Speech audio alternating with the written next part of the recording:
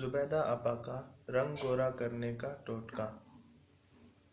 السلام علیکم ناظرین۔ چہرے پر موجود داغ دھبے حسن اور خوبصورتی کے دشمن ہیں، جن کی وجہ سے چہرے کے نقش اپنی جاذبیت کو کھو دیتے ہیں۔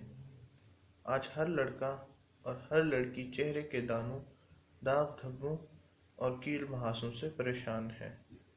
ان کی پریشانی کو ختم کرنے کے لیے آج ہم آپ کو زبیدہ آپا کا ایک گھریلو ٹوٹکا بتائیں گے، جس کے کرنے سے آپ کیل محاسوں، جلد کے داغ دھبوں سے نجات پا لیں گے اور سب کے بیچ بیٹھ کر آپ خوشنما اور خوبصورت نظر آئیں گے۔